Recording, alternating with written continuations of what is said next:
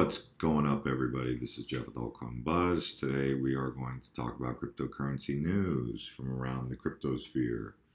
So, heading into Christmas here, we have recovered quite nicely. The signal that I was looking for personally was passing the $550 billion market cap, which we did pass, and we're sitting at $586 billion. If you look at your apps on your phone or on these coin market cap here, you'll see we're back in the green over the last 24 hours, and many cryptocurrencies like Verge are soaring. Verge really just continues to soar, and it's amazing because it was at 600% last Sunday, so it has more than doubled again this week. So it's 2 weeks ago when we made our first video about this, Verge was sitting at under a penny. Now it's sitting at 25 cents. So just think of it like this, guys.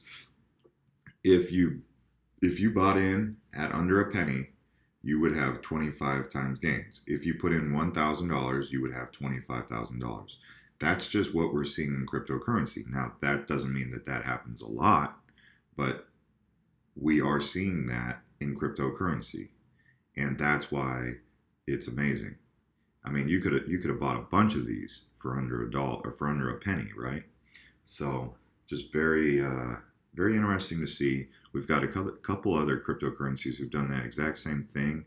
If you've been following this channel, you've seen us have quite a few of these runs like this. So it does do stuff to help your purchasing power. Now, with all that being said, where do you fork your profits if and when you choose to take your profits? Personally, I'm holding my Verge because I don't know where the top is on Verge, but it's yesterday we made that video talking about John McAfee's tweet about or his conversation that he put on Instagram, actually, about it being a $15 Verge, and that would basically mean that it would have the same market capitalization of Bitcoin, which is 250 or about $235 billion. So just very interesting to see the potential growth of any and all these coins. It's the 16th largest coin, so it's in the top 20. And Bitcoin, well, it's been projected to have very high valuations, but we'll soon see if it actually achieves those valuations and what coins will be sitting at Bitcoin's market cap,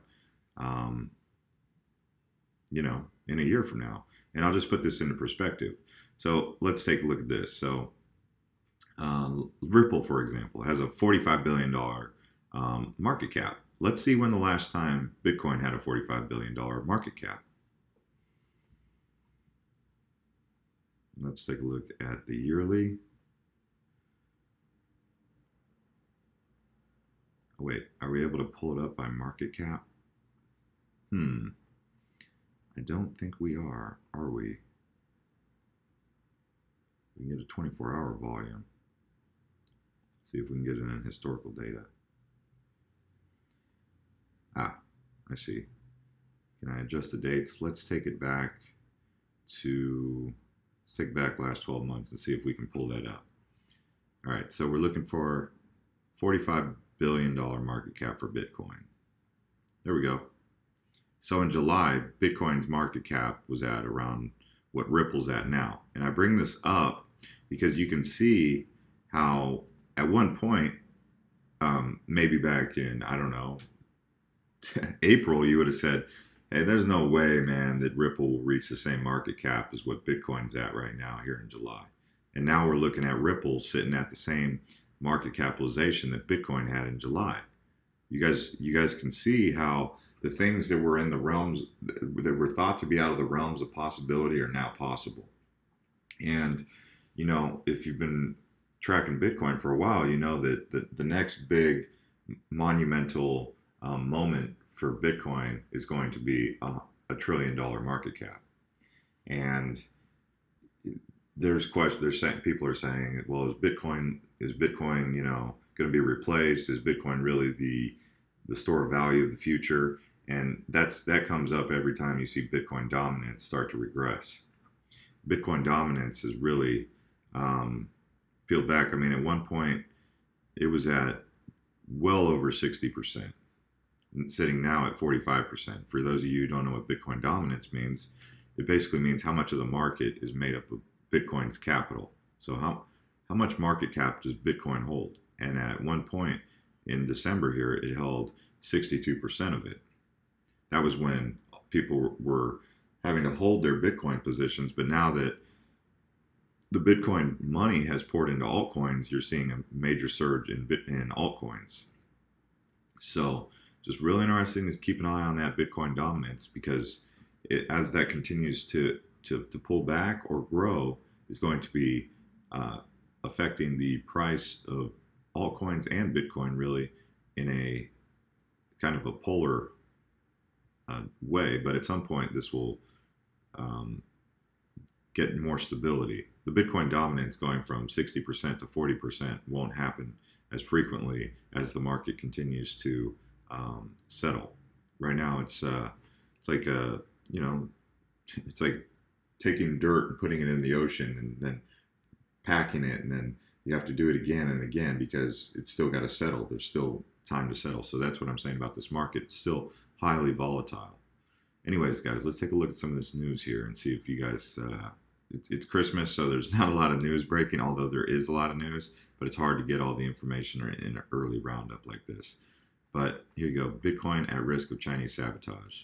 Bitcoin is vulnerable to sabotage from Chinese government because of its overwhelming exposure to the country. Researchers have warned Beijing could render the Bitcoin network effectively useless by taking control of the powerful computers used to maintain the digital currency, which are largely based in China, according to reports from security companies Hacking and Gladius. So this is kind of what brought about some of these forks.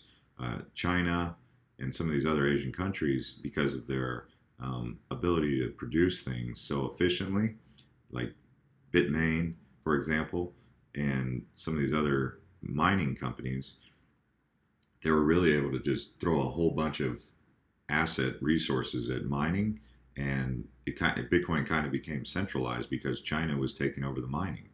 And now Beijing, Chinese government could come in and say, let's shut down these operations, which would basically paralyze, in a way, kind of paralyze Bitcoin. But so there's a lot of things that are going on with Bitcoin that led to these forks. These forks are in place in case something catastrophic were to happen to Bitcoin, kind of like how you have Ethereum Classic to Ethereum. So a fork could potentially, find its way to the top, and that would be a fork of Bitcoin. Doesn't necessarily even have to be Bitcoin Cash. It could be Litecoin, because Litecoin is essentially a fork of Bitcoin.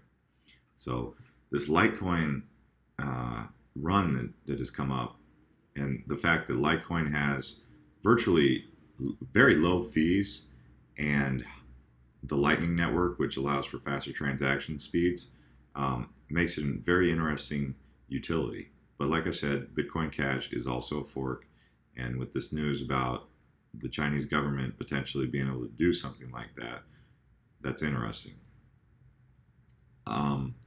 If we're looking at another cryptocurrency here, you have ICO alert. Goodbye Facebook, hello Solo. Meet the new Litecoin of social media. Yeah, so there's another social network coming out. It's a social ICO. I'm just putting it on your radar. It's called Sola. You can take a look. And for those of you who are against centralized social media, maybe you'll take a look at this. So here it is. Why Asia is driving the cryptocurrency fever. We talk about the Korean won a lot, the Japanese yen. We see it in many of these markets. We saw recently that Ripple was getting an injection of Korean won. Let's take a look and see how that Korean won. It's back at the top. So 34% of the market capitalization is coming out of Korea. So it's a high volume of money coming in from the Korean won.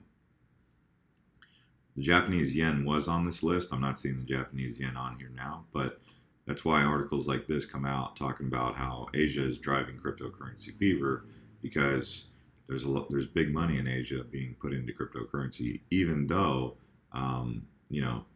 China has basically banned cryptocurrency from its country through exchanges and ICOs.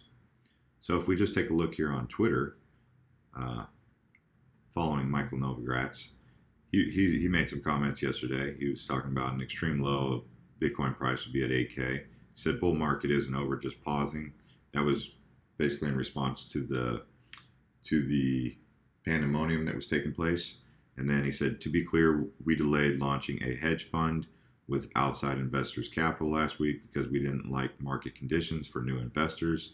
In no way does it mean we are less bullish on the crypto markets.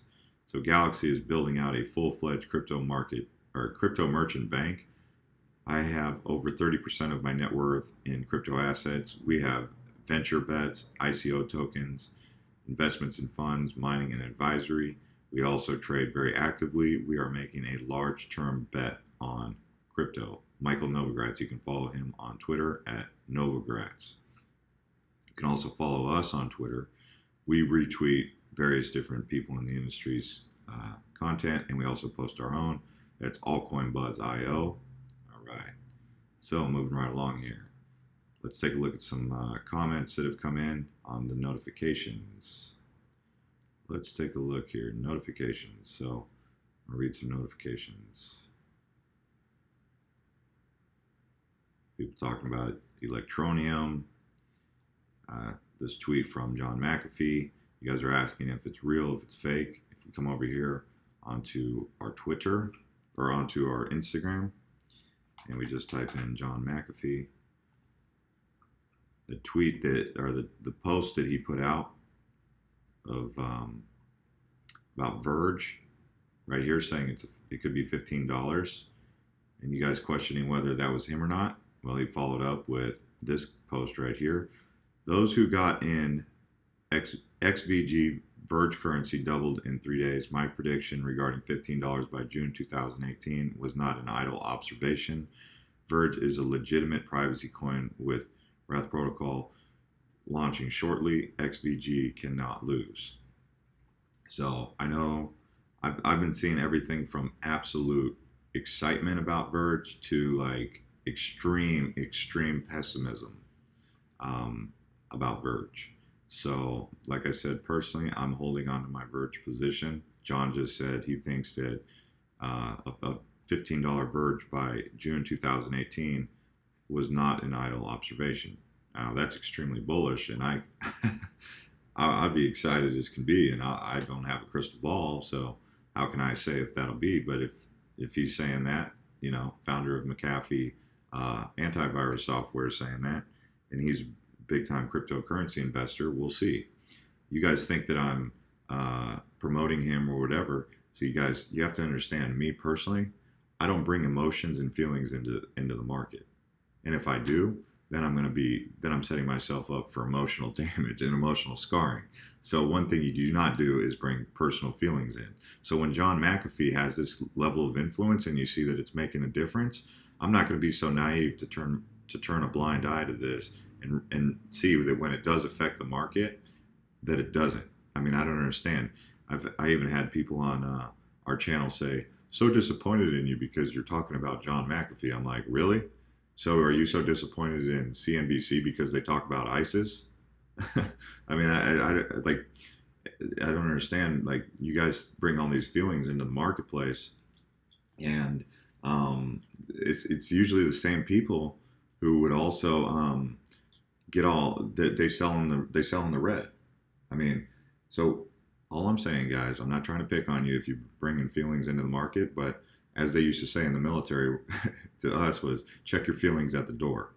So check your feelings at the market. When you come into the market, you check your feelings, meaning you're in there using your brain, you're using your noggin, you're using your logic, you're using your you know, your brain power. You're not getting too tied up in your emotional feelings about things, okay? That's just my recommendation. So, yeah, I'm seeing that John McAfee has a level of influence, and I'm aware of it.